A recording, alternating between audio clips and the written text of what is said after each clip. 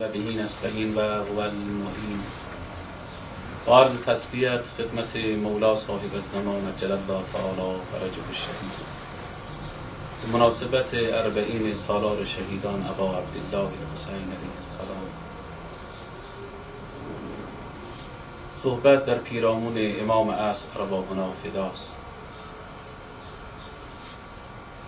در روایت شریفی داریم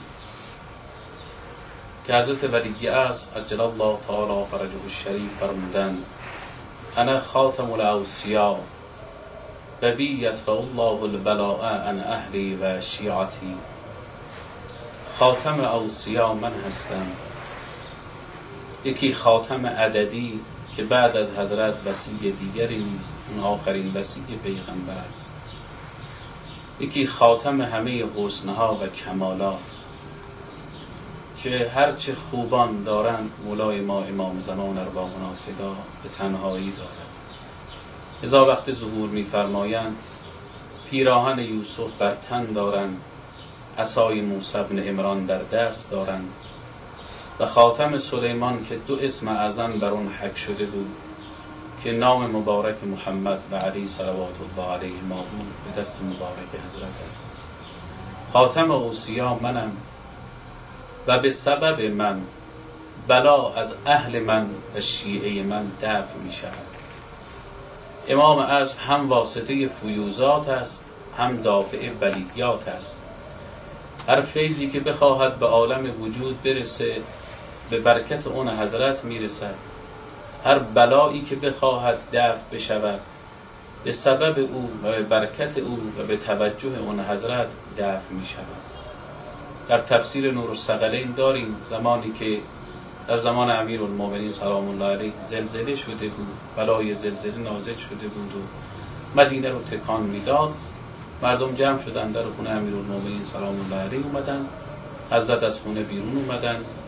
کنار شهر مدینه تپه‌ای بود، حضرت رو اون تپه خاکی نشستن، دست مبارکشون رو کشیدن به زمین، فرمودن زمین آرام بگیر و زمین آرام گرفت. در زیارت جامعه کبیره میخونید و ذل کل شیء لکم، خدا همه اشیاء عالم را مطیع شما معصومین علیهم السلام قرار داده است. مردم تعجب کردند، گفتن شما به زمین فرمودید آرام بگیر و زمین اطاعت امر شما رو کرد. حضرت فرمودن مگر شما سوره زلزال رو نخوندید؟ بسم الله الرحمن الرحیم.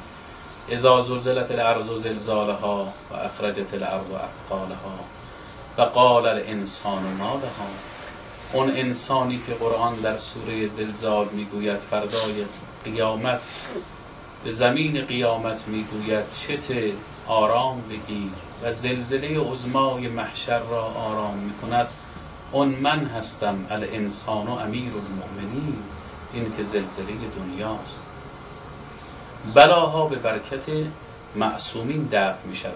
ما در زمان امام عصر ارواحنا فدا زندگی میکنیم.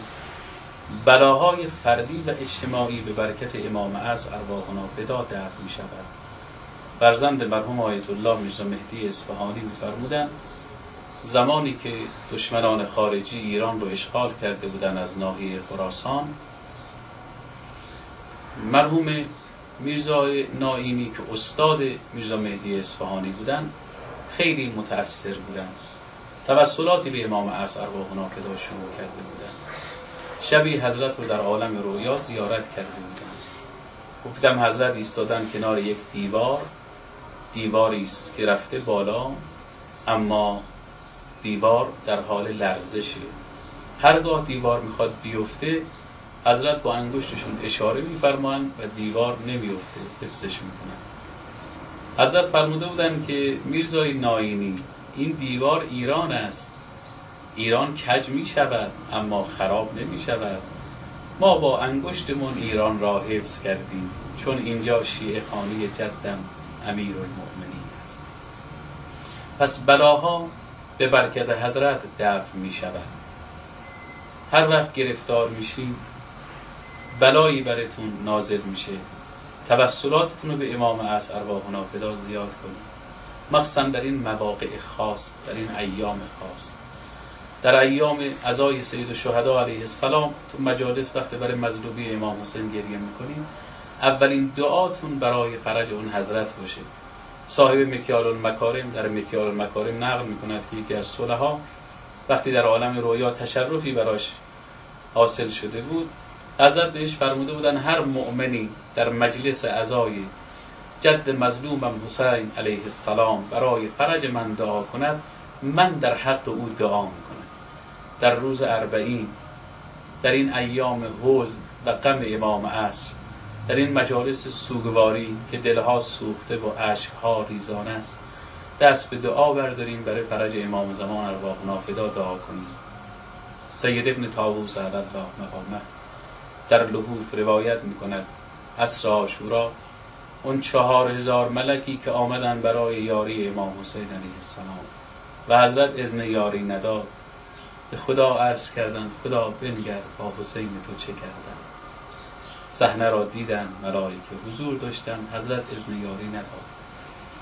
خطاب آمد یا ملائکتی انظروا الی یمین عرشی، این ملائکه به سمت راست عرشم بنگرید. ملائکه سمت راست عرش حق رو نگریستند. در سمت راست عرش تمثال نورانی حجت ابن الحسن العسکری ارواحنا فدا را تماشا کردند. خطاب آمد ملائکه به دست این مهدیم انتقام خون حسینم را میگیرم. این الطالب به دم المقتول به کربلا، این معز الاولیا و مذل الاعدا. شاعر اومد کربلا تا چشمش افتاد به پرچم سرخ حسین. فی البداهه این شعر و سرود گفت به زیر لاله کدامین شهید مدفون است که از لحد به در افتاده گوشه کفنش. گفت این پرچم سرخ نشان میده آقایی که زیر گنبد خفته بدنش غرق به خون بوده که گوشه کفن او بیرون آمده و پرچم روی گنبد او رو درست کرده. این شاعر تشبیهش خیلی لطیفه، اما گویا از این نکته غافل بوده که حسین ما اصلا کفنی در بر نداشت. صغیر اصفهانی علی الله مقامه چقدر زیبا سروده.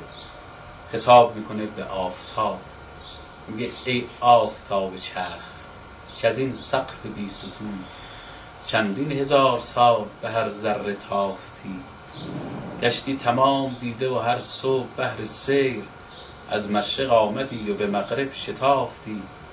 مظلوم و داغ دیده و لب تشنه کشته ای، همچون حسین در همه آفاق یافتی. ای دست و تیغ ظلم شوی منقطع چسان، فرق علی اکبر او را شکافتی. ای باد گرم کرب و بلا بر تو آفرین، کس خار و خس کفن به تن شاه بافتی. امروز وقتی که قافله رسید به کربلا، می‌نویسند بچه ها صبر نکردن که عمه جانشون ها رو از محمل ها پیاده کنه. مانند برگ های پاییزی خود را از بالای محمل ها روی زمین انداختند و هر کدام کنار قبر عزیزی رفتند و شروع کردند گریستن و صحبت کردن و داغ دل اونها دوباره تازه شد. صلی الله علیک یا مظلوم یا ابا عبدالله. السلام علیکم و رحمت الله و برکاته.